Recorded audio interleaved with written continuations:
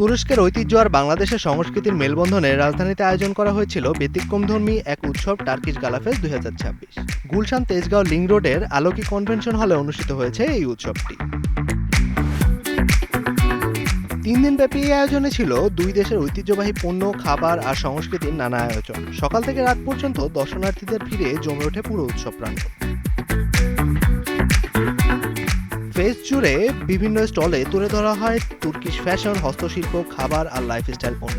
উৎসব ঘুরে দেখতে এসে ভিন্ন সংস্কৃতির এমন আয়োজনকে স্বাগত জানান দর্শনার্থীরা।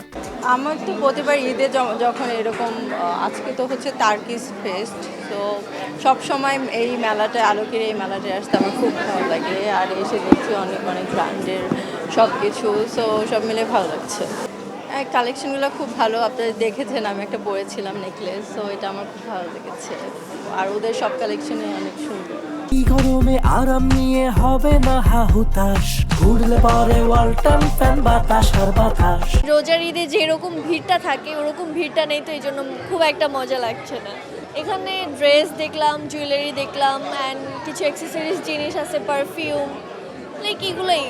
একটা ড্রেস কিনলাম, সো তারা যেহেতু চলে যাচ্ছে সবাই বলতেছিল যে মানে 2 দিন 3 দিন এটা, সো এরকম কোনো ভিড় নাই বা কোনো কাস্টমার নাই, সো আজকে তারা একদম সেল করে চলে যাচ্ছে। শুধু দর্শনার্থীরাই নয়, আয়োজনে অংশ নেওয়া বিক্রেতারাও ছিলেন বেশ আশাবাদী। তাদের মতে এই ধরনের আয়োজন দুই দেশের সংস্কৃতি ও ব্যবসায়িক সম্পর্ককে আরও কাছাকাছি নিয়ে আসবে।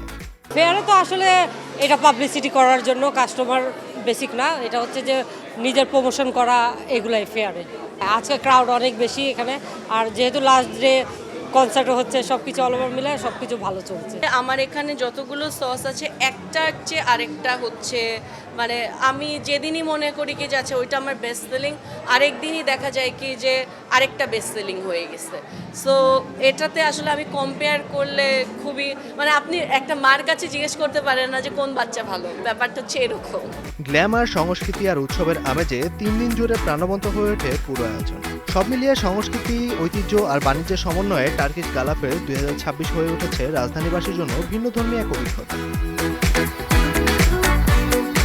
মেজবাউদ্দিন, কালের কণ্ঠ।